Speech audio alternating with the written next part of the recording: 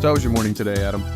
Pretty good. I streamed till 2 in the morning last night. Got home about 3 in the morning. I'm almost finished with Super Mario RPG on the stream. And last night's turnout was awesome. Had a lot of really cool people in chat. So that was awesome.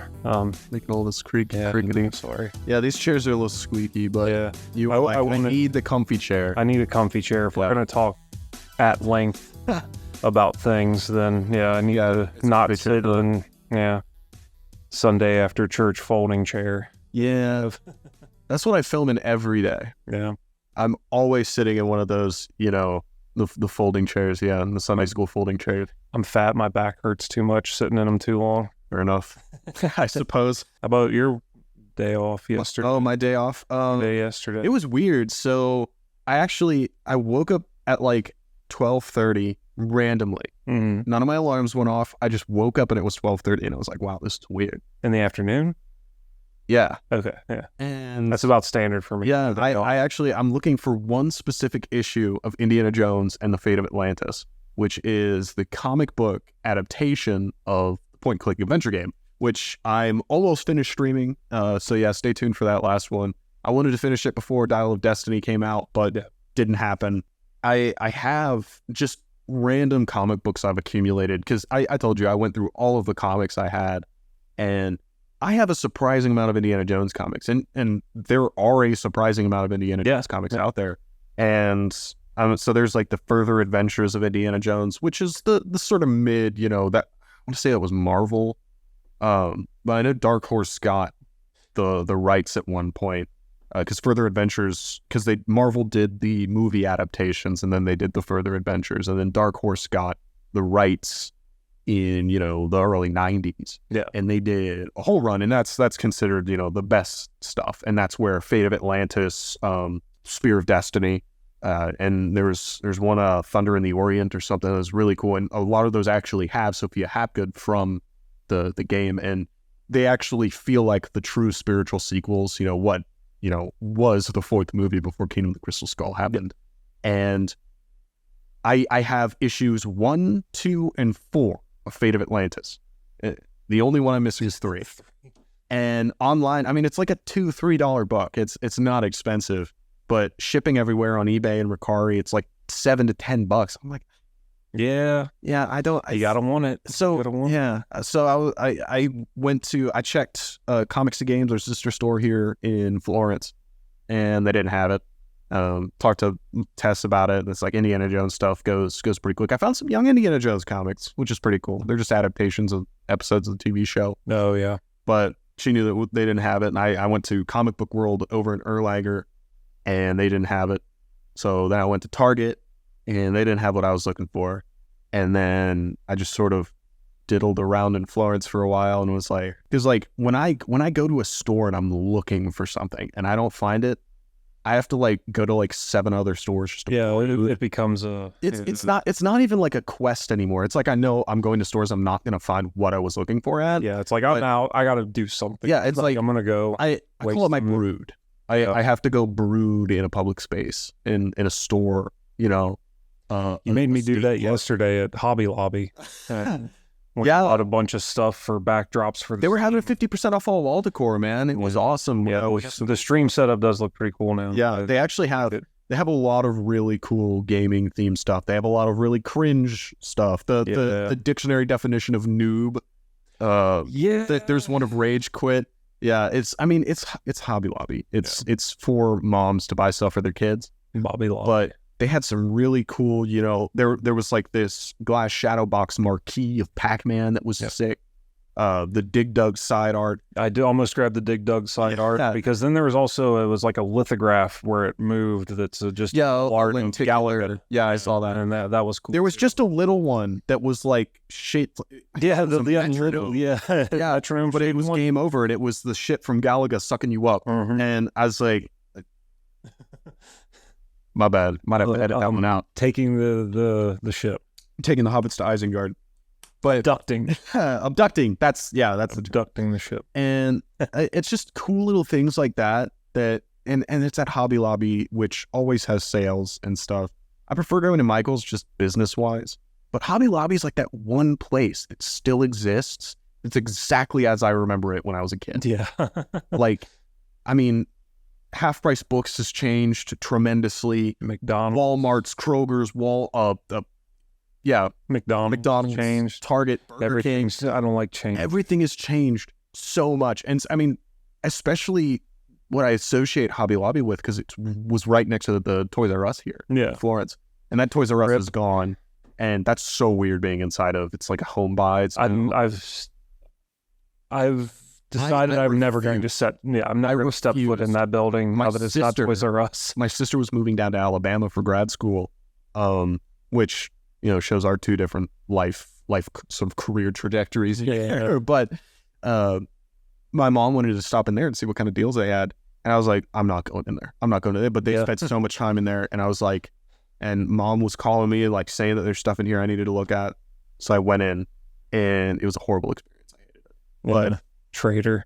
Yeah, Hobby Lobby is exactly like incandescent yellow bulbs and everything. It's exactly as I remember it. It's still got all the weird candy in the front. Yeah, sea monkeys.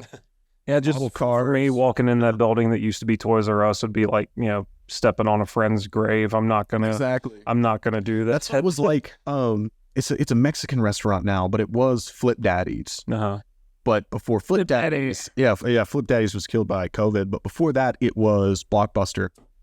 And my sister loved Flip Daddy's. They had this like fried mac and cheese that she absolutely loved. So her and Dad would go there a lot, and Mom would go, and they finally, there was some event we were going to, and they were like, we're going to go out to Flip Daddy's before. And I was like, God, man. And just being in there the whole time, I must have been in like 8th grade. Yeah. Maybe like freshman year of high school.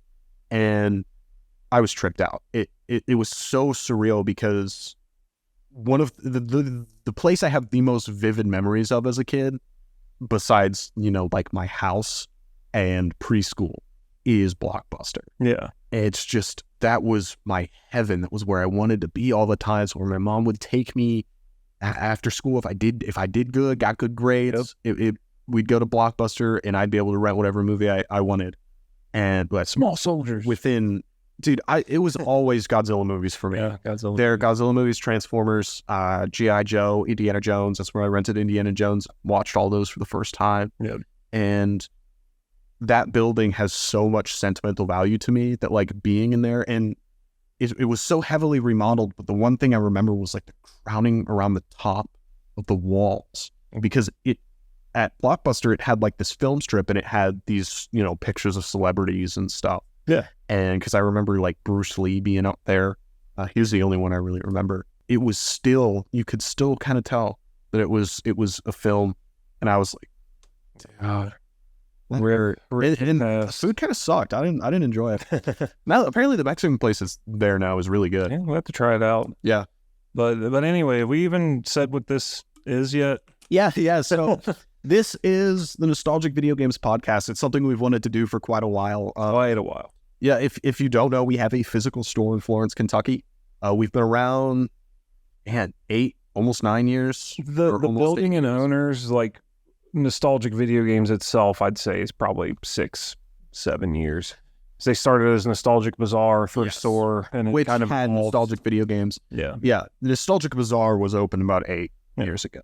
And the owners, that storefront, they've owned that, and it's been the same business, same owners the whole time, and we've radically changed. Yes. And dude, I was in 8th grade when it opened up. Yeah. I vividly remember it opening up and going there within the first couple days. And Mike, so Nostalgic is owned by 2 brothers, Mike and Bobby Hickey, and Mike is sort of the business hands-on numbers guy. Bobby's the ideas guy. Mm-hmm. And Ideas in action. Yeah. He's also the handyman. He's the one who comes in to build stuff. And it's so weird because even before Nostalgic Bazaar opened, when I was in, must have been 6th grade, was the first convention I went to down in Louisville. It was DerbyCon. I went there and met Mike. Yeah. And we bought a bunch of top loaders because my mom and I bought a ton of art prints. Mm-hmm. So we bought top loaders from him, and he also had a handful of just toys and stuff.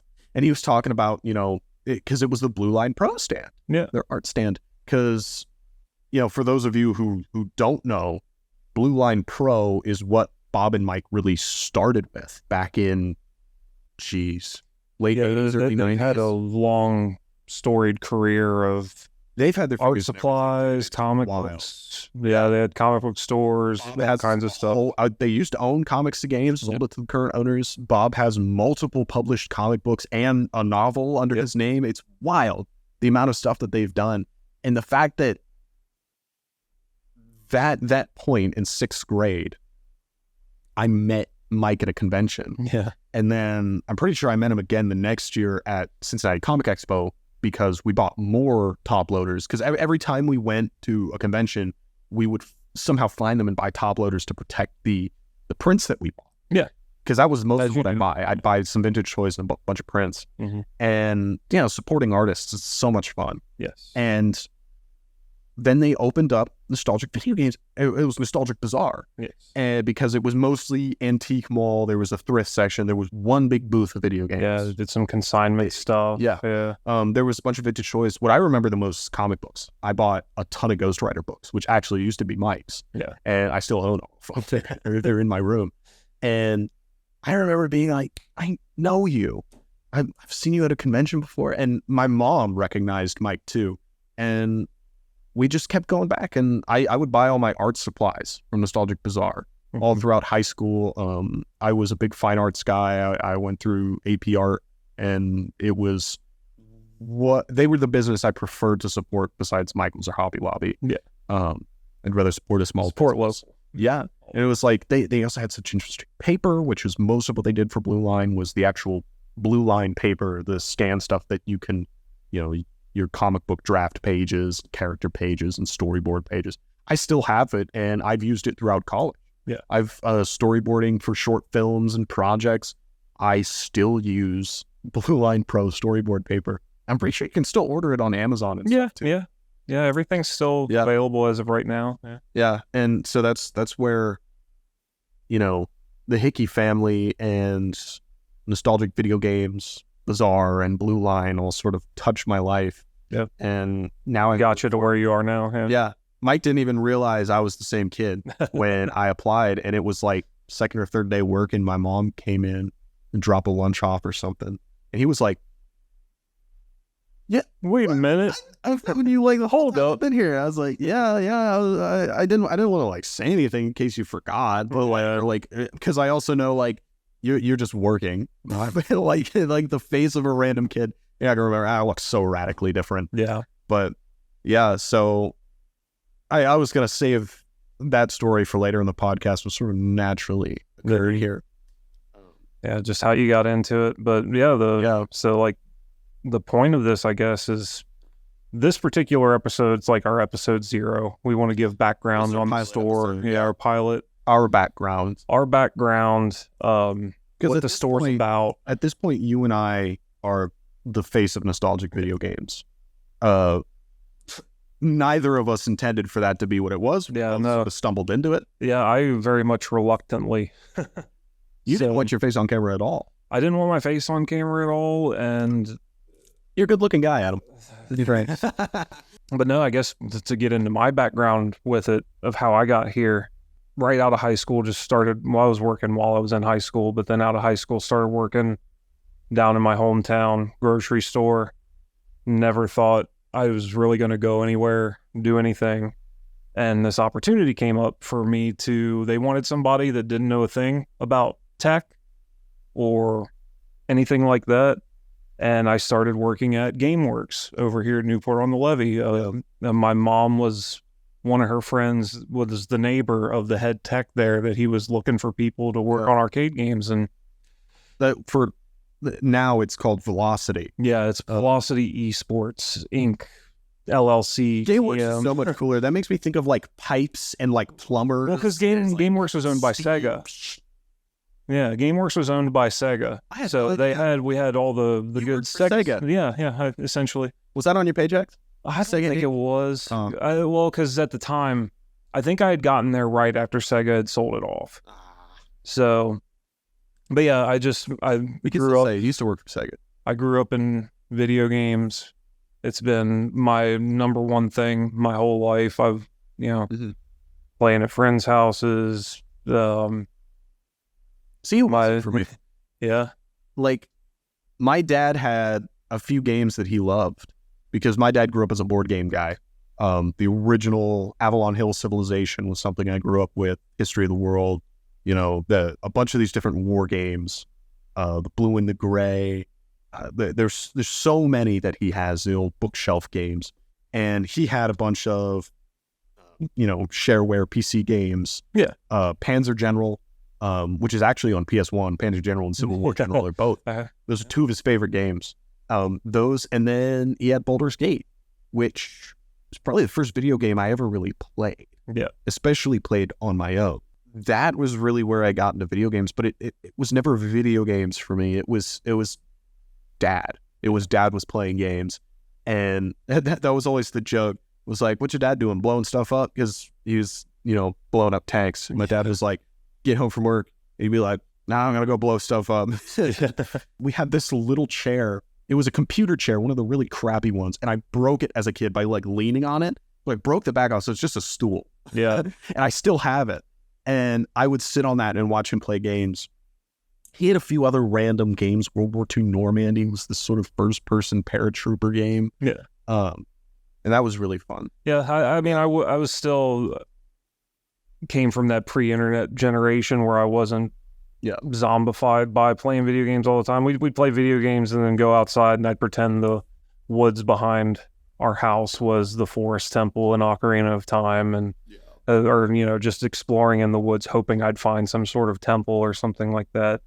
So I've always loved video games, and then this opportunity came up for me to work on arcade games, which I was born in 91. Arcades were already pretty much dead, petering out. I loved them because we had them still in pizza places and things like that. The pizza place down in my hometown had a Primal Rage cabinet that I loved. We loved after, playing baseball. Yeah. Vertigo right there. Yeah, Vertigo for our video. We got our little listeners. Yeah. But yeah, so I've always had a weird obsession and curiosity just for arcades because it was a time before mine, but it was still video games. And so a physical place to go. Yeah, to go and hang out and play video games, which I'd always longed for because they were dead pretty much by the time I was old enough to go out and do things. So I'm like, yeah, I'm going to learn how to fix arcade games and play arcade games and stuff. And so that kind of got me started off on the technical, computer repair, wiring, soldering. They taught you all that. I learned so much there. I'm so thankful for that opportunity because I don't know where I'd be now if I didn't get it. Yeah. But that led to me working for a different company called ACS Amusements, where I went from being the maintenance man of one game room to setting up, tearing down, collecting, and maintaining hundreds of different game rooms all across the country and in Canada. So yeah, it was, I just learned more and did more of that and traveled a bunch. But my ex-wife at the time, she was just like, you're gone too much. So I'm like, okay, yeah. I was gone multiple days or multiple times out of every given month. I was just like, okay, we're going down to California for a week and a half. You were like a trucker. Yeah, we were. Yeah. Flying and doing the trucking and stuff, and just filling a semi full of arcade games and taking it down. There were so many cool places though, and I loved my time with it. But it was just like, I'm traveling too much. So went back to GameWorks for a little bit. That didn't really work out. I just didn't care to go back there again now. I didn't know you went back. Yeah, I went back. It was very, very brief. Yeah. And I was just like, this ain't working out for me. So then, my ex-wife at the time was like, hey, there's this video game store up in Florence. I don't know how she found out about it. I was like, oh, okay. Yeah. And it says they're needing some kind of tech to fix video game consoles. It's like, well, I've done arcades. I'm sure a lot of it's one for one.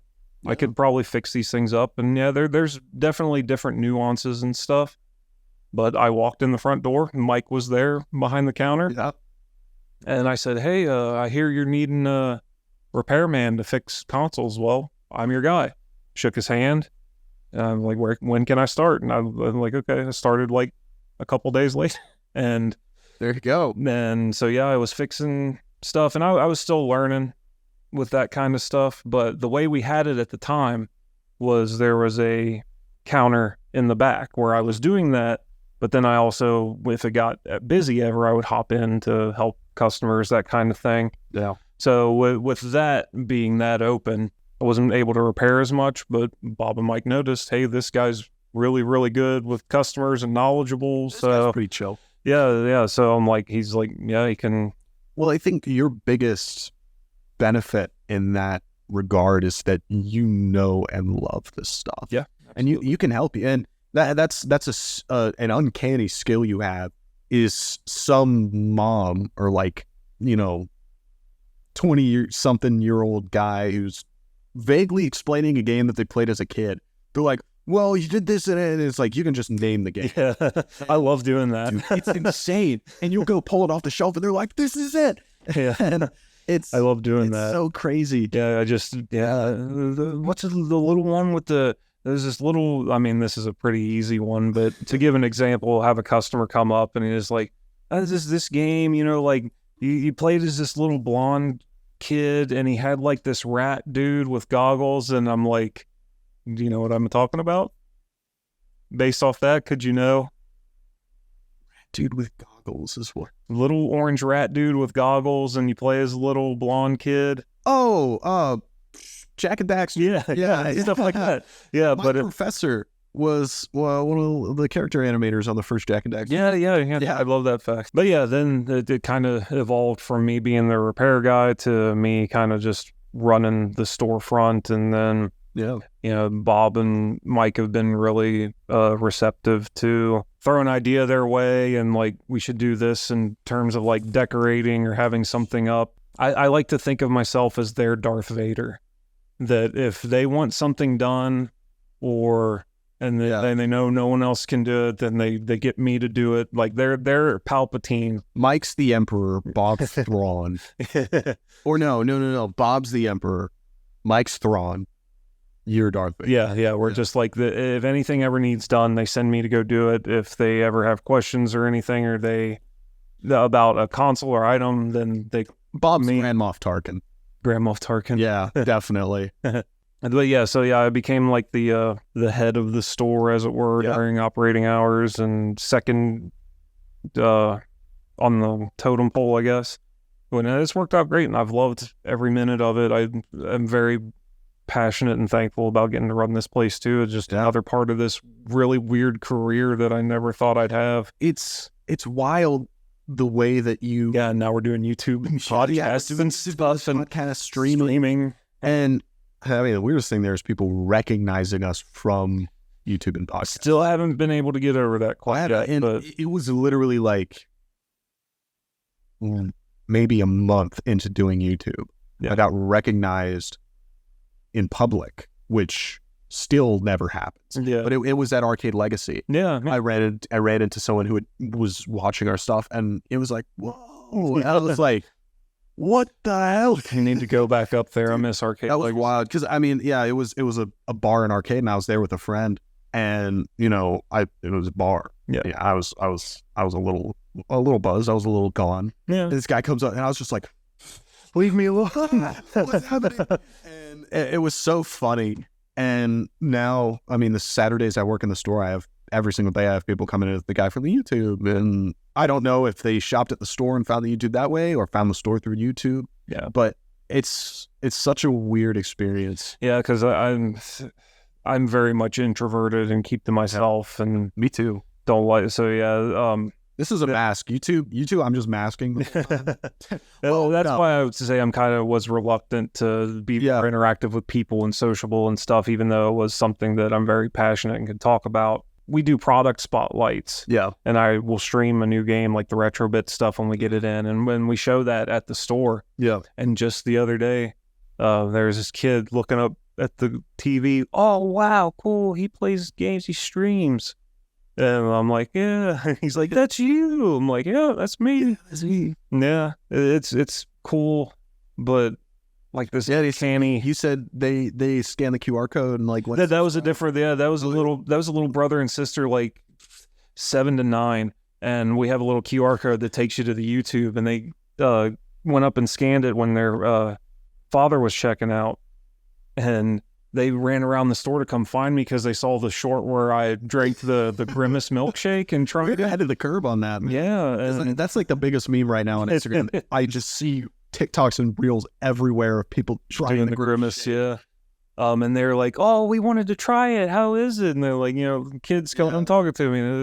It was cool. I liked it. Yeah. Put a little warmth on my little cold heart right there. It's a little smirk. I do. Yeah. Almost non-existent. It's a little upsetting. I need it. Yeah. I mean, it's so impressive to see. I mean, even just in 2 years I've worked here, to see where we've gone, and in the 8 years I've been a patron to this business, where it's come from there, and to see you. Yeah. And because like I had interacted with you and seen you at the store before, and that I worked with you, and you didn't remember who I was because I mean there's a million people that follow that. That's why I didn't expect Mike to, but Mike did because of my mom. Yeah, because she would hang out and talk to him when I would flip through comics and stuff. Mm-hmm. So it's such an interesting experience, and then just to see, knowing the lore. Yes, this is our lore background. This is the lore episode. The lore and exposition. Yeah, knowing the lore of the store and seeing the effect you've had on it, the actual full expansion into video games, the plushies, the collectibles, the new stuff from VG&Y Soft, the Retrobit collector's editions, stuff like that, like never would have happened if it wasn't for you. Yeah. I mean, I don't like to take all the credit on anything ever, but well, I mean, I definitely helped nudge them in that direction. And I think a lot of that loops back to just there being a physical place to go and experience this stuff. And you always say you want nostalgic video games when people walk in to be like Toys R Us. You're just overwhelmed. Yeah, or like a theme park or something like that, where it's an experience coming there, but then also, that comic book shop. Yeah. I feel like you don't get that with you got to look at video games where crammed full. Or, you can just, any given comic book shop, you can go there and you could hang out. Yeah. Hang out and bullshit with the people working there about comic books for hours on end while you're shopping. I just did that earlier too. Yeah. And but I'm like, you don't really get that with game stores. Like a lot of them.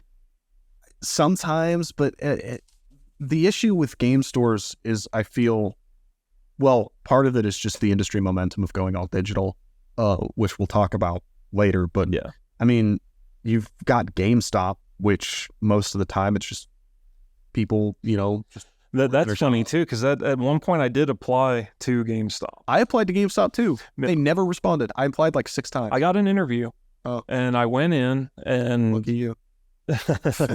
No, I went in and talked to the guy. Great dude, awesome dude. But all the people who work at the GameStops around here are awesome. I don't know. I haven't been in a GameStop in years, but I'll go in with my shirt and we'll just start talking. Yeah. And, my NVG shirt, and they'll just be like, oh, I send people to your store all the time. And I was like, oh, that's cool. I send people to you guys all the time, because you form this sort of alliance with your symbiotic. Yeah. But the dude told me, he's like, well, generic interview questions like, why do you think you'd be a good fit here and stuff like that. And I'm like, well, do you know who I am? I'm like, well, I know the product. I can sell this stuff. I can make recommendations, and people who come in the door looking for one thing, I can send them out with 2 or 3 more. And I'm knowledgeable with this. And his response was, it doesn't matter what we're selling. We could be selling widgets and it wouldn't matter. And that to me was just like, gave me okay, this is what GameStop's about. They really don't. They'll business. Yeah. And I mean, I do think they are necessary in the video game industry, especially for new games, We need somebody to hate so people don't hate us. That's what I'm always hesitant to act that way because, I mean, I like the people that work at GameStop, and I shop at GameStop all the time. I mean, I'm a Power Up Rewards member. I get my $5 every month, and I go there, but I go there mostly for collectibles and toys. And that's the main thing. That's the main reason I got into video games and got into retro video game collecting, and why I really got into nostalgic was, and the whole reason I was hired was toys. Yeah. And that's where GameStop, their physical stores, make all the money, is the collectibles. Yeah. And I go in there at least once a month. And I can hate the corporate GameStop and what GameStop is as a beast, EB Games, ThinkGeek, and all the other companies wrapped up in that one thing. That's always been my big problem with it, because you walk into a GameStop and they're also homogenized, where it's like, they've got collectibles there, but it's the same crap you can find at Walmart or Target or Best Buy or name literally any other store, and it's just all the same crap. Except for the exclusives. Yeah. Which are usually more expensive than exclusives. But even then, it's bottom of the barrel video game fan stuff, where it's just like, anyone who's like as deep into this as I am, we don't have anywhere to go, or like you can go and find, a Tales of Symphonia plush. Like we have Tales of Symphonia stuff. Like you probably walk into a GameStop and no one would even know what the hell you're talking about if you say Tales of Symphonia. And stuff like that, and a more just that feel, but it's for more GameStop. As much as they are very power to the players, they are a power to the payers. They're a broad spectrum. They're a place for moms, grandmas, parents, and families to bring their kids, to get them into something. It's an entry point. Yeah, and it's for the sort of casual audience, and you'll find some gems, but places like Nostalgic Video Games are for the enthusiasts, or for the people looking for a deal. People who come in because I do that now at GameStop. Is like, I'll find a game I'll be looking for, but it's like, I'm at Nostalgic Video Games every day, and it's like, man, I look at what we would sell this game for on price charting, or, knowing what we've had it on the past, and and it's like a $10, $15 difference. I'm like, I'll wait. Yeah. I'll wait for it to come through the store, and then, I mean, I love going to GameStop. I love that there's a bunch of people that, they don't know my name, I don't know their name, but it's like we just recognize each other. We keep it that way. Yeah. And it's all right. I'm glad they're still around. Yeah, I guess for now. Before Nostalgic Video Games just takes over. Yeah. So that kind of was my that's your lore transition point into what we're about. Yeah. Where I see that's the next thing on the notes there. On my trusty notebook. Yeah, for me, and what we've explained, where I want a place where the enthusiast can get excited about video games and, actually delve deeper into it than it just being a casual fashion statement. Oh, I'm so quirky, I'm a gamer, I play Fortnite garbage like you that. You guys have Roblox on the PS5. Yeah. Like that kind of thing, where we got RuneScape. Yeah. Where the diehards that have been outcasts from their own hobby in the last couple of years, that they would have a place to go. They can, talk about what really makes them excited. They can find new games for older systems. They can find collectibles and merch and stuff they can't find anywhere else. One random stupid proprietary cable you need for the Dreamcast. Yep. And it's there. Yep. And that's one of the big draws for me, is just having all that stuff physically. Yeah, I love having that stuff. Like how many times have we had people come in, oh, I'm having an impromptu Mario Party night at my house, and I need three extra N64 controllers, and literally nowhere else has them but us. So that's what I love, that we're able to provide that for people. And we can give them options. Hey, if you want a more expensive, nicer controller that'll last you a while, these are the ones you want. But if you want cheap, $15, 3 of these $15 controllers, just so you can have a Mario Party night. Yeah. For one night. I mean, or, you'll toss them in a bin and, maybe they'll come out another Mario Party night. You don't need, super fancy, expensive controllers. And you can get it that day, which is usually why they come to us, is because they're like, oh, I can order it online, but party's tonight and we need it. And I can't have it come up a week from now and come in. So I love that we're able to provide that for people. Yeah. Just all part of it. Just, what we're about to me is that kind of thing. Your one-stop shop. Yeah. And keeping physical media alive. Yeah. Is the biggest part of it for us. We'll get to that. Yeah. We'll get to that.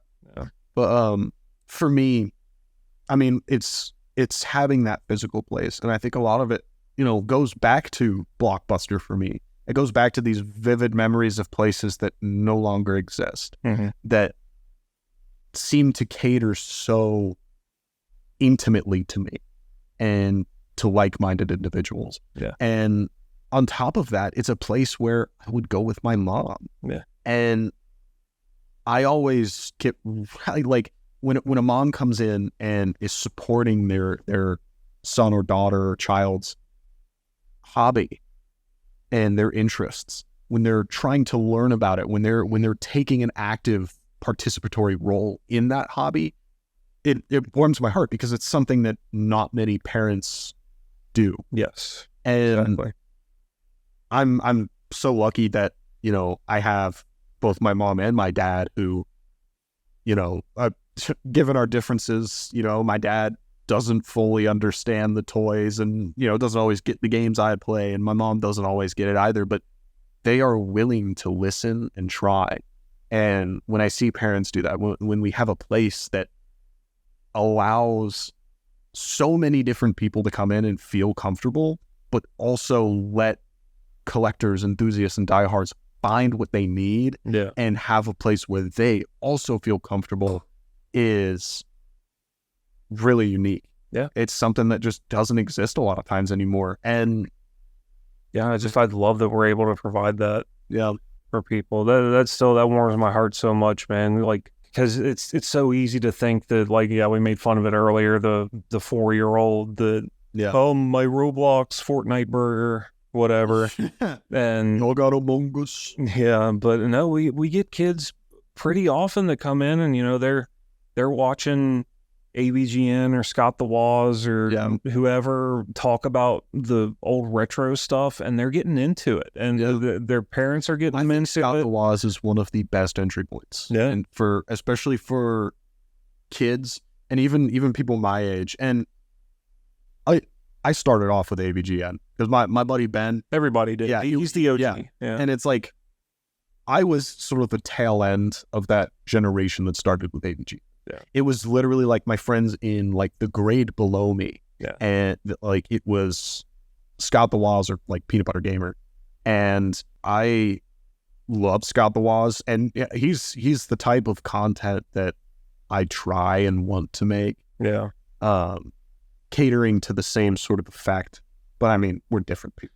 Yeah, like he's just so insanely ahead. Just the jokes and stuff that he's able to pull off and do, and like the fact that he's awesome. He understands the stuff so well. Yeah, can make something so entertaining and also informative. Yeah, and he's getting the young kid, like just walking through the store and seeing 5-6-year-old kid just going through our NES case and looking at it and being like, oh, they got Mario. And like being excited about the NES. Talking their parents' ear off about specifics of this one game. And they have no clue what he's talking about. Yeah. I love that. We do have a surprising amount of those, and that's why I'm glad too that we're able to coming in asking if we got a Game Boy Advance SP model 101. I'm like, wanting an original Game Boy Color. Yeah. It's just like kids that are, 10 years old and younger wanting this stuff, and I love that part of it. And I love the fact that not only is it a good marketing tactic, but like having kids coming to a physical store with their parents and stuff and being able to hand them the console, hand them the game, let them look at it, and especially for the parents, it's a lot more comforting. Yeah. Because you're not just ordering some random, 30-year-old piece of crap online. Who knows if it works? Who knows what's going to happen with it? But you're able to hold it, look at it, see what you're buying. Yeah. And you have that 15-day warranty that we offer. And, we now have an online store where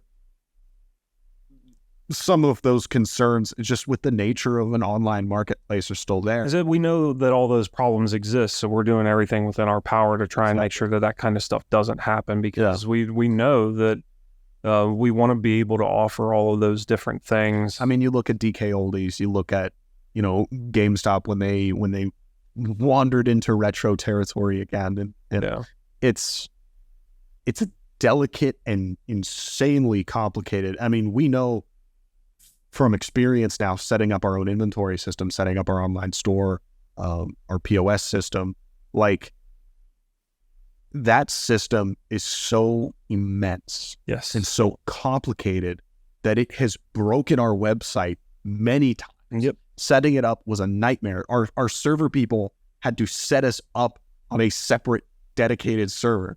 Like there is so much that goes into just having it inventory system that fully caters to how you want to buy retro games, condition types, matrices. It's mind-boggling. Yeah. Everything short of doing it like you do an eBay store and having a picture of every single item, which just isn't feasible. No. So like trying to figure that out, and I think we got a pretty good system going.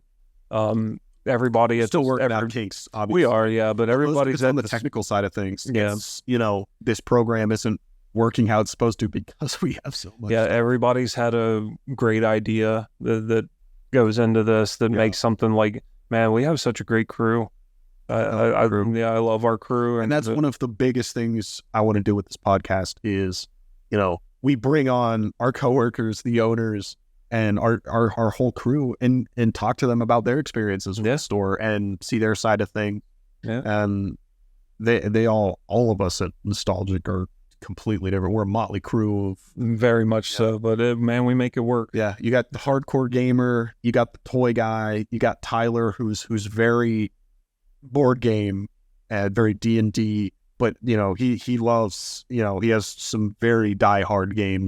He loves Destiny, he loves Titanfall 2, Horizon. And then you have Lily, who's the youngest. Which I'd consider Lily the modern day version of what I am. Like, very much into the FNAF speed running and like Steam and PC stuff. Yeah. And like all but the games regardless. And like just all of that type of stuff, internet personalities, and stuff like that. Pop culture fiend. Yeah. A little ghoul, little goblin, little gremlin. Yeah. Yeah. She knows her stuff too. And then we've got Bob, who's all comics and art, and Mike, who's a numbers guy, and he's very TV movie focused, and he's not a gamer in any respect. Yeah. You'll be the first one to tell you that he played Asteroids as a kid. Was like on Atari, and then he always he loves telling the story. Yeah, Bob, he loves Legend of Zelda. What's Hollow Knight and his racing game. He's the reason that they got computer games banned at one of their old businesses because he'd play Doom all night. Oh yeah. And, I want him to be able to tell that story. I don't want to. Yeah, we won't rob that from him. Yeah.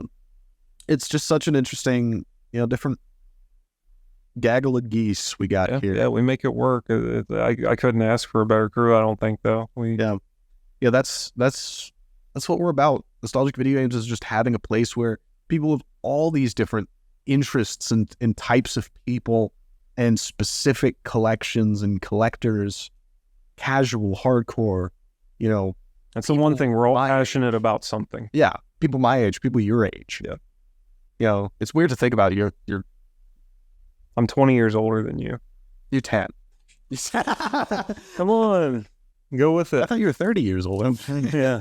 Yeah, that's what NVG is all about, man. Yep. Before we get into our next subject, it's time to pay the bills. So we don't have any external sponsors. We sponsor ourselves. Nostalgic Video Games, like I mentioned, we now have our own online store. We support ourselves with our own physical business here in Florence, Kentucky, and now that online store where you, no matter where you live or are watching or listening to this podcast, can order games, consoles, accessories, and collectibles from our website directly from us, from here in Florence, Kentucky, and we'll ship it out to you. Or if you're local and just can't make it in, or if you're, a bit of ways away, you can buy it for free in-store pickup. Just had that the other day. He said I was feeling sick and I didn't want to come in, but I saw this stuff on your site, so just did in-store pickup, pulled up beside the store, and we just handed it off to him. Yeah, that's awesome. Yeah. We've got flash deals going on all the time, especially for the summer of Xbox 360 we got going on right now. We're running deals. We have a holiday deal going on right now. I will go into detail because I don't know when this will get edited and put up. But yeah, we've got lots of going on there, and we're constantly updating, adding new stock every single day. We're still bringing in new images. A lot of the images that are in there right now were brought over from Price Charting, their database, which is all these big crunch, tiny little thumbnails. So we're uploading better images, uploading descriptions. Yeah. It's a labor of love. Every second of every day, we are hard at work getting this to where it meets our expectations. Emphasis on work.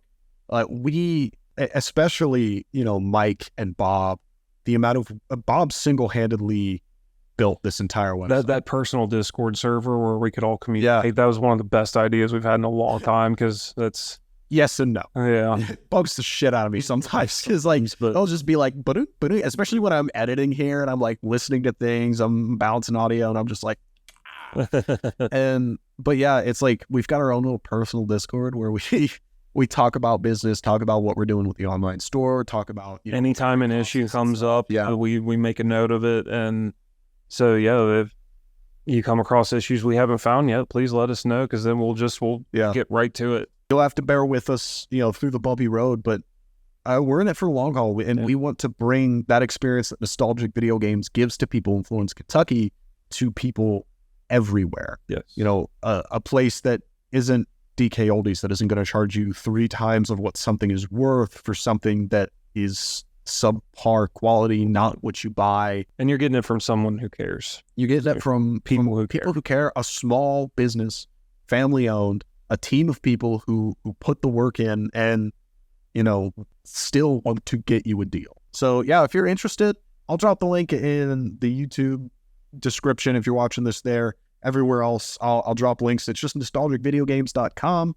And we have been getting orders in left and right. So people who have been ordering and been patient with us as we work through this website and still have ordered, thank you. That is amazing. Yeah. And we really appreciate you. We hope to keep having returning customers to that online store. Like I said, on Facebook and Instagram, Facebook, Instagram, and Twitter, we post every weekday new games going out. And when those games go out on the shelves in the store, they also upload on our online store. So if you're looking for a game, keep tabs on there, because it'll show up eventually. Speaking of, because we found this out, even if you're local still, and like the guy who was sick and wanted to pick up, do in-store pickup, if you purchase stuff from online and you do have a rewards membership with us, you will still get your points. Yes. So we don't have really a way to redeem them online just yet, but if you come into the store in the future, you'll have your points, your credits to use. Still work in progress. We're working on a more fleshed out and larger VIP program. But yeah, if you have a phone number with us and you want to get that 5% store credit on everything you spend, you'll still get that on the online store. Yeah. I can't wait to have everything perfect, where we can get people to where they have wish lists, where it shoots them an email when we put something in inventory, something they've been looking for, that kind of stuff. That's all stuff that's planned and we want to do. So we're getting there, man. Yeah. We really are. But yeah, so we talked about your background with the store. We talked about sort of my weird synchronicity background with the store. I kind of wanted to talk about, sort of how I got the job here. Yeah. I was working at Harbor Freight, just up the street, tool store. That was a nightmare. I had to get there at 4 a.m. and unload trucks. And there was various different reasons that job was bad. But I ended up quitting at one point just because the store manager at the time was ineffectual, would go in, change everybody's schedule without telling anyone, and then I'd get written up for missing a shift, even though it wasn't that's always online. Yeah. It was this huge problem, and I was like, I'm not being respected. This is not worth my time, and I'm sorry, I'm gone. Yeah, out. Yeah, and so from there, this was my freshman year of college. Going into my sophomore year of college, actually. Yeah. It was because I worked at Harbor Freight over the summer, and when I was at Harbor Freight, I would stop in at Nostalgic in the mornings usually, because I'd get out at like 10, 11, and I'd stop in on my way home. And through my time working at Harbor Freight, I think a lot of my paychecks were spent there, because that was just one thing. I was like, patronage. Yeah. I was just like, I'm gonna buy an NES. First NES I ever played was at my neighbor's house when my parents were in Europe for a business trip, and I played that Ninja Turtles game. I was 4 or 5 years old, and that's one of the ones I had too. Dude, I don't think I ever beat that game. I don't think I ever beat the first level when I was a kid. But everybody at least makes it to the dam, and then I was a toddler. I was too. You were a hardcore gamer. I was not. That going a bit more into my background there. That that picture of me in my grandpa's lap, where like I couldn't even walk, but I got an NES control. Yeah, I love that picture so much. You have to send that to me. I need to edit it in here. Yeah, absolutely. Yeah, I was destined and born to be a gamer. From the game, I could game before I could walk. Yeah, that's awesome. But yeah, I bought an NES, I bought games, and then I played through a bunch of games. I played through all the Castlevania games. I think the only one I never beat was the first one. Yeah, I know I beat the second and third. I don't think I ever beat the first one. But I played through all those. I played through all the Super Mario games. I did, I played the Zelda games. I don't think I ever beat either of them. But it got to the point where I was like, wow, I want to play the sequels to these games and I want to play more. So I was like, well, now I have to get a Super Nintendo. Yeah. So I got a Super Nintendo, and, when I walked in, you guys had Link to the Past and Turtles in Time. And I was like, well, shit, I got to get both of those. Yeah. Because those go fast when we get them in. They do. Zelda games sell over hands when we try to put them on the shelves. Yes. Turtles games, pretty much the same thing, especially Turtles in Time. Yep.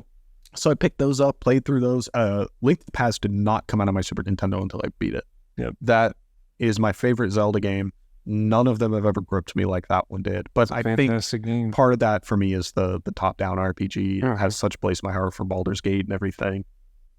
But, from there I was like, well, now I want to play more, so I have to get an N64. And it just kept snowballing. Yep. And I actually, one of the guys who worked there before me, Nate, I actually built a rapport with him.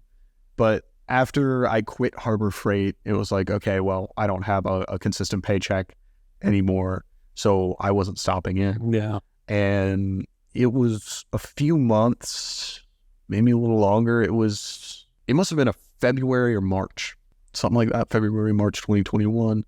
I was coming home from class up at UC and just driving down the interstate, and I was like, talking about how I have to do my public brood when I'm stressed. I was coming home from class, and I was like, I'm going to stop somewhere, blow off some steam. My usual place was Half Price Books, but I was like, you know what? I haven't been to nostalgic video games for a while. I'm going to stop in. And I walked up, and there was a printed out sign that said "Help Wanted" apply inside. And it said retail experience required, something like that. I was like, hey. Yeah, let's go. I was like, it was just this perfect moment. It just randomly, after months, I decided to just go in and see what had changed. And then I walked up and I was like, yeah, Help Wanted sign doesn't apply online. And they're like, oh, no, old school application. So I filled that out there. I filled it out on the spot, handed it to Chuck, who was working at the time, and then shopped. After that, I waited about a week, and I called, and I think it was Jasmine working, and she had me call Blue Line Pro Line so I could talk to Mike directly. Yeah. And I talked to him, and I knew it was him. And I was like, oh, yeah, I turned in an application last week. I just wanted to, check back in, see, any updates and what's going on. And it had been, like, filed or handed improperly. Or oh, really? So Mike actually was like, I didn't have anyone hand me an application. I could hear him rustling around on the phone. He was like, oh, here it is. Put it on top of my stack. I was like, awesome. And the next day called me for an interview, and I think I came in on a Tuesday or a Thursday, and I came in and interviewed with you guys, and you guys took me into the back rooms. Yep. Which was weird because our back rooms are like Warehouse 51 from the Indiana Jones from Raiders of the Lost Ark. It's like there's so much back there. Like there's a ton back there. It's scary. It's horrifying. It's a nightmare. Well, it's a good nightmare though. Yeah, because it's cool stuff. But it's a nightmare thinking of sorting through it. Yes. Mike's like, oh yeah, let's come back, and you were there, and you walked back, and I was like, whoa, back rooms. We sat down at this little table. And I know I've told you this story a few times, but you sort of sat off to the side and you just sat there with your arms crossed, looking stern the whole time, just sort of nodding. Yeah, it was kind of like my first interview experience. Yeah. So for interviewing a potential coworker. It was probably it wasn't the worst interview I've given.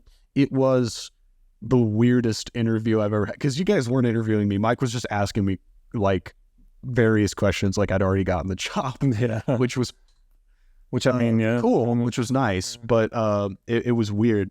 But in that moment, Mike asked, so we're a video game store. What kind of video games do you play? What consoles do you have? And I was like, I got, the Nintendo Classics, NES, Super Nintendo, N64. But I do most of my hardcore gaming on PC. And both you and Mike went, and I thought I flubbed it. I thought that was it. I was like, and I was like, I should have kept my mouth shut. And Mike was like, we don't do any of that here. And I was like, oh, I'm sorry. Thankfully, since I've actually gotten you into, back into using Steam. Yeah. And then from there. I just went the longest time without just a home computer. Yeah. I was notorious for frying family home computers. Got, like 3 of them. Yeah. With what? Obtaining music in a way that may not be completely kosher. Yeah. But LimeWire. Yeah, but see, that's the thing is because I would buy the record at a record store way before vinyl. Because I felt bad because, it's like I love all this music and I'm like, I want to own it. Part of me is like, I want to own it. And then I want to, be like supporting. Mm-hmm. But you also want to put it on an MP3 player. I most anybody ask me that if they remember me from high school, it's just like I always had headphones in with the iPod, and like all during school, all hours of the day was just listening to Judas Priest and David Bowie. That's why you're stupid. Well, I slept a lot during school too. Yeah. With the headphones in? Impressive. Yeah.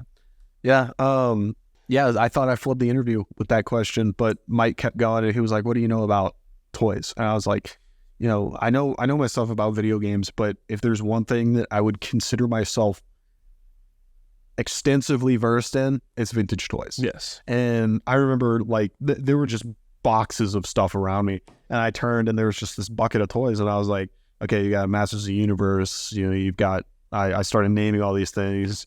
And, I was like, oh, this is some Star Wars vintage collection stuff. And then you got Power of the Force figures. And, these are worth something. This is, man. And from there on, I thought the interview went pretty well just because Mike was explaining things like I already had the job.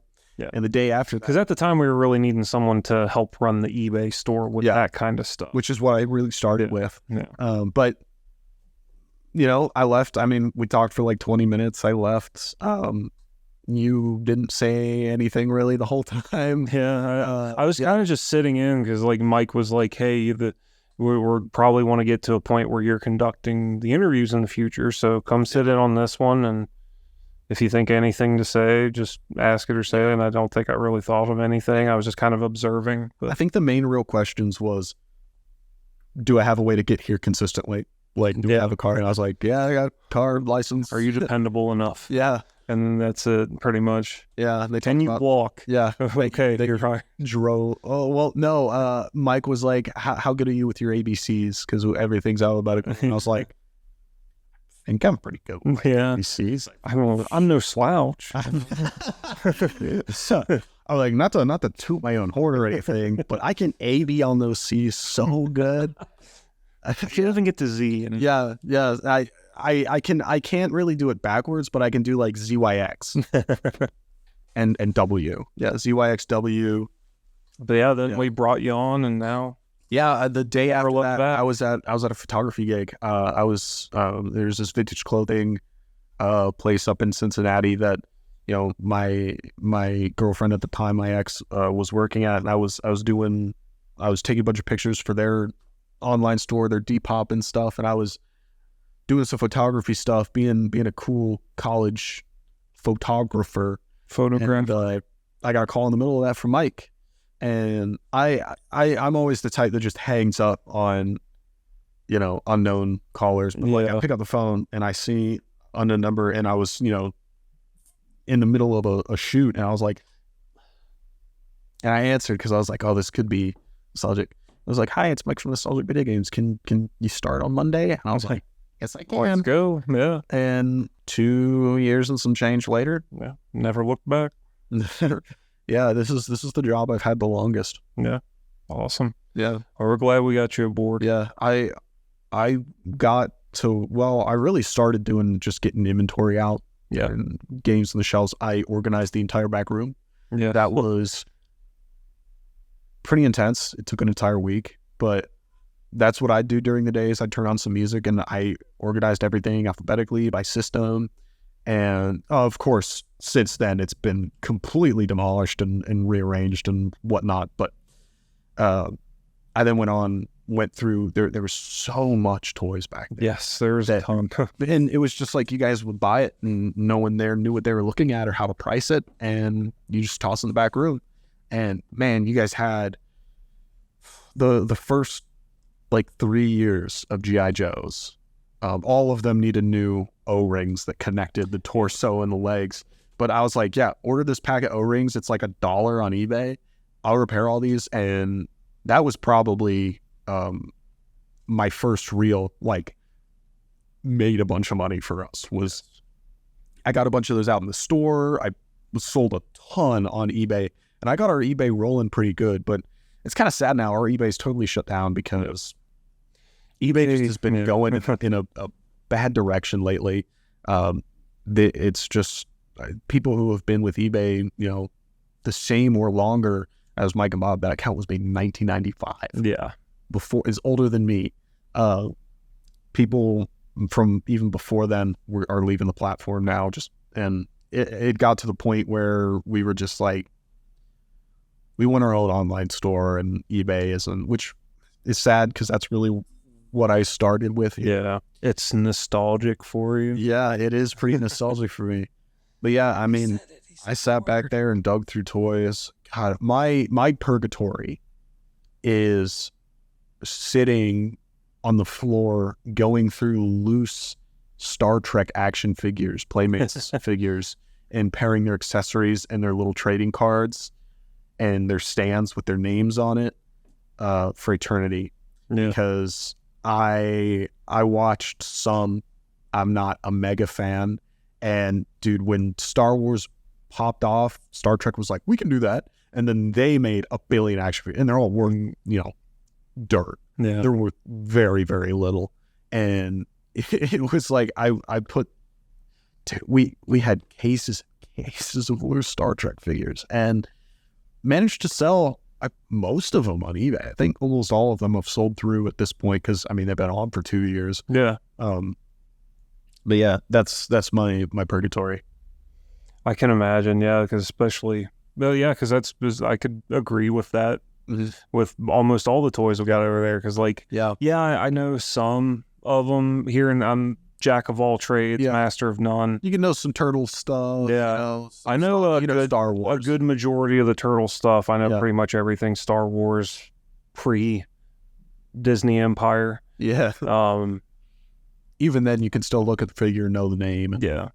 I know a good chunk of Marvel characters and DC characters and Masters of the Universe. Don't know a thing about Star Trek or Transformers or G.I. Joe. See, Transformers, Thundercats, Ninja Turtles, Star Wars was my shindig. I knew a good deal about all the other stuff. G.I. Joe was something that never stuck in my head because I watched it as a kid. I had like a couple toys. I knew I had the Dusty figure, the original Real American Hero Dusty. Honestly, I just managed to put together a good series of sources. Yeah. There's this site called Yojo that was a godsend for putting together. They just have itemized figures by date, year, and they have pictures of all of their accessories, everything they came with.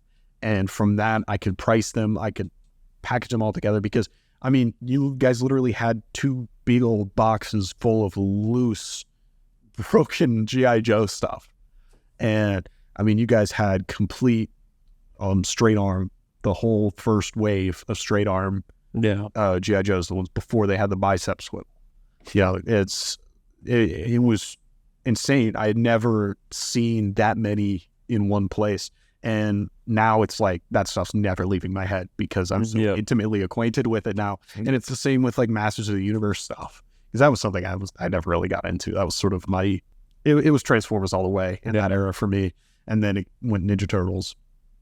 But Masters of the Universe done the same thing. There's so many good resources. I'm sure, an episode of the future will talk about sort of the processes by which we identify and price things. And, I could do a whole episode on how I figure out toys, but it's just, there's people out there who usually you can find a place that people have already done the footwork. Yeah. And it's awesome that the internet has a community like this. Yeah, internet's great. Yeah. And then from there, in the future, bringing in the crew into future episodes, episode with Tyler, I really want to talk about, sort of how I essentially built a handbook for him of how to do what I was doing on eBay, identify toys, price toys. I put together this entire list of resources and websites he could go to. We had a couple physical books in the back about Star Wars action figures. And it was so weird. It was like, all right, time to train you. And I mean, here he is. Got his wings. He flew. A little protege. Yeah.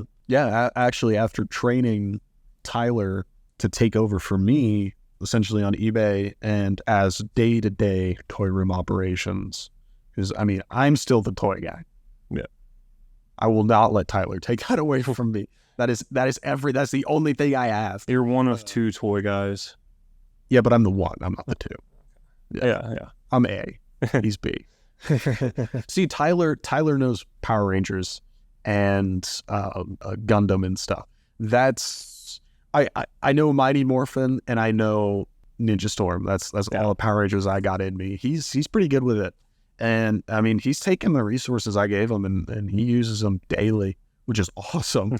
But he sort of took over because I guess Bob got some ants in his pants about YouTube. And I mean, I'm still in college. I'm actually going into my senior year of my collegiate education on video production and animation and film. And Bob realized that was something I was experienced and educated in and learning. And I guess it was something he always sort of wanted to do. And it was like, hey, we can do this. Here we are, yeah. And I think we've done great so far. I mean, we're still growing and we're still. I mentioned that in the stream last night. Yeah, I think we're still doing growing pains type stuff and still kind of trying to like find our. I mean, we hit our stride really. Struggles at the beginning. finding your voice, finding, your unique content. How can you serve people unique content? And I think this podcast is really the most unique and specifically tailored to us and nostalgic video games content that we can serve. Yeah. Because we have a store. Yeah, because we're definitely not going to sit here and act like it's not like one of the most oversaturated categories on YouTube. That's talking about video games. One of the things that I talk with Bob a lot is he's talking about, like, the audience is there. How do we tap into this? I'm like, the issue is that they're so overserved. Yeah. And on top of that, fiercely loyal to the people that, you have your AVGN stands, you have your Scott the Wild stands, people that aren't going to watch copycats. Yeah. I had someone comment on one video, is this an AVGN ripoff or what? And I was That's like, a compliment. I literally responded, I think this is the best compliment I've received. And not at all. Like, that's not at all the type of content we really do. I mean, we talk about stuff. We go about it a very different way. Yeah. And, but if it wasn't for AVGN, I think none of this would exist. No, I think everybody in the gaming digital online space owes James Rolfe like everything. And Mike Matei. Yeah, Mike Matei, yeah. And Bootsy. True. And we started out as a Nostalgic Network and making some various content, experimenting a lot. We had one video, like, because we were slowly growing, and we had one video blow up. It was the one about the NES Death Race game. Yeah. That just rocketed us past, because we were fighting to get demonetization, and we got there. Just like overnight, I randomly did this video because I saw this game come in and it was interesting, and I was like, I do a cool little video on that, and I did it, and it took off, and it's still our best video we've got on the channel. Yeah, that's the thing. Watched. Like, there's so much content of this that you feel like everything ever's been talked about, but I go to look up a video sometimes and there's minimal. That was with Death Race. There was like Death Race, 2 or 3 other videos on it, and 2 of them were just actual gameplay. Yeah, and one was just barely talking about it. Yeah. And I was like, I can do something interesting with this. And I feel like that was there's the perfect storm of things. And it's really hard to then try to replicate that lightning in a bottle, find the other perfect game to talk about. Yep. But yeah, we hit monetization, and now we're thanks back to you all. Yeah, thanks to you all. Now we're back on that grind. Yes. We're now slugging along post monetization. I want to hit our next milestone and entertain you all. I just want to talk about video games. I don't care if I make content that I want to see. Yeah. And it's weird because I'm in it every day here. I'm at the studio, I'm filming, I'm editing, and it's really easy to get lost in, we got this new controller and I want to do a video on this. And I really do like doing videos on third-party controllers, the Retron systems, because it's the Evercade stuff. Yeah. It's super cool, because those are things that not that many people have videos in the way that we talk about it. Mm-hmm. And when people come into our store or look up online when they're considering buying this item, it's hard for them to understand, because it's not something that's in the popular mindset. People are talking about the Retron like they're talking about the PS5. Mm-hmm. So having being able to give people a quick, concise piece of media to understand what they're looking at. Yeah, what the deal is on, and see if they decide to spend the money on it or not. And even for the online store. Yeah, which is kind of how a lot of this started too, for the online store and everything too, where we could have our own, hey, here's this product that we sell in our store. Yeah. If you're interested in it, go check out the video, and vice versa, that we could just plaster all over the store or on the website and which show people this cool stuff. Itself can lead to sort of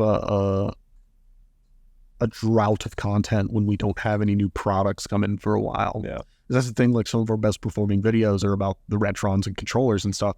It's like, we don't have any new ones. Yeah. And get on it, Hyperkin, make the Dreamcast too. Yeah. The Xenon is coming out here. Oh yeah, that's right. Yeah. That'll be one we probably do a video on. But I really think the videos that bring you in to shoot a video, it gives me some breathing room and lets me step back and, especially with that Super Mario RPG video, I'm so proud of that one. Yeah. Go watch that if you haven't, because not enough people have. Yeah. And pour my heart and soul out on paper for 200. I'm joking. I appreciate every view. That is, I don't care. The type of content I want to see. It's the kind of content I want to make. Yeah.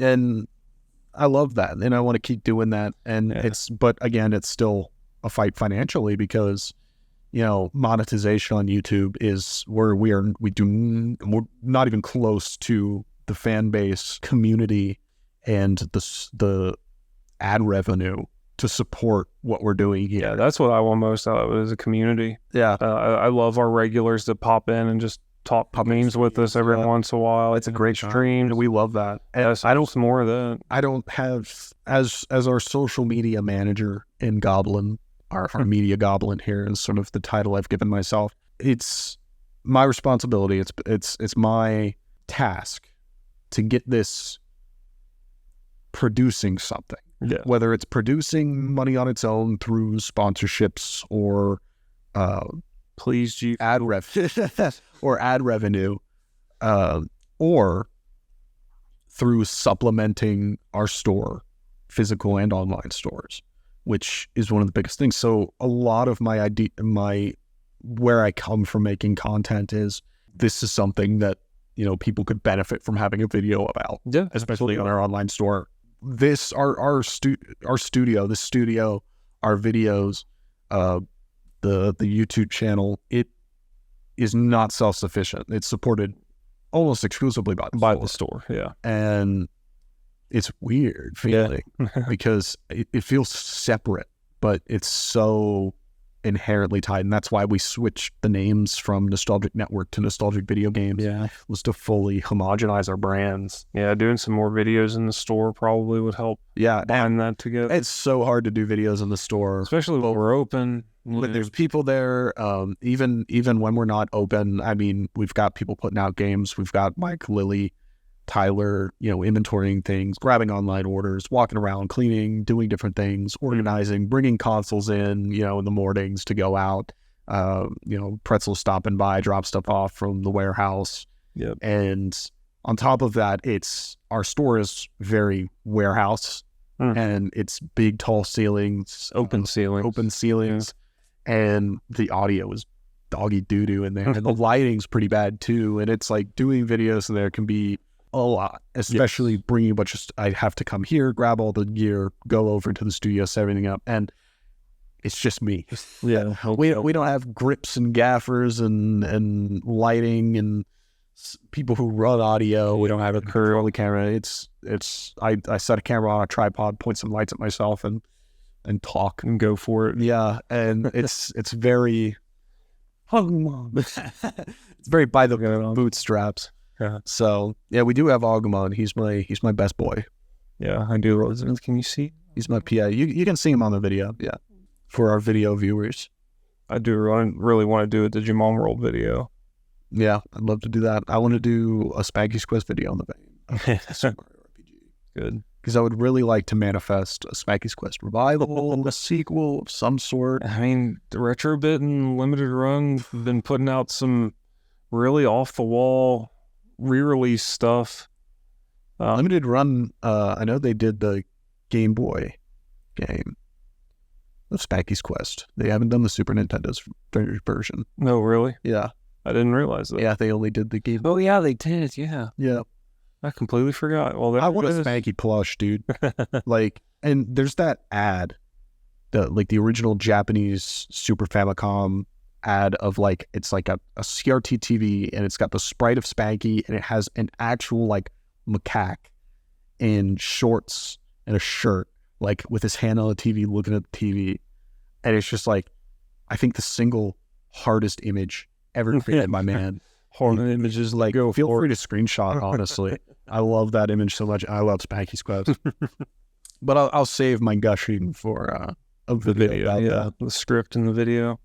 So yeah, here we are still making content and doing what we love and trying to make content that we enjoy. And I think pulling the veil back on the mystique of working at and running and operating a retro video game store is so unique. Yeah. And it's something that a lot of places like this don't necessarily have in this kind of fashion. I'm sure there are stores out there that have their podcasts and YouTube channels, but it's kind of got to be a part of it too at some point. This is ours. Yeah. This is nostalgic video games. I love doing it. I don't ever want to stop. So yeah. Anything else you want to say? Which we got to stop. Yeah. Speaking of which, I'm hungry as hell. I'm super thankful where we're at and the growth that we've had in these past few years. Yeah. Thank you guys for watching our videos. Thank you for tuning in to this podcast. For whichever platform you're tuning into, Spotify, Google Podcasts, YouTube, like, comment, or leave a review.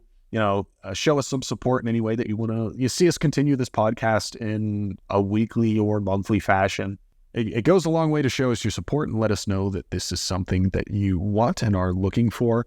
Yeah. And if you got any suggestions, we're totally open to that. Yeah, leave a comment. Let us know what you would like to see out of these videos. And we definitely want to bring on, I think the first guest we'd have is probably Bob. Yeah. One of the owners. And then from there, bring on guests from around the store and maybe even, we'll see. We'll see. Yeah. I've got a lot of different plans for this podcast, and it's sort of our catch-all content that lets you get a little taste of what nostalgic video games is like and what it's like owning and running a retro game store. And just how we feel about retro games, how we feel about things, the community, what we want. Yeah, like what we talked about today, just what we want to succeed with in this store, what we want to bring to you all. So if you listened all the way through, thank you very much. We very much appreciate it. If you're looking for any games, any consoles or anything, check out our online store. It would mean the absolute world to us. And until then, thanks for tuning in, and we'll see you next time. Game on, dudes.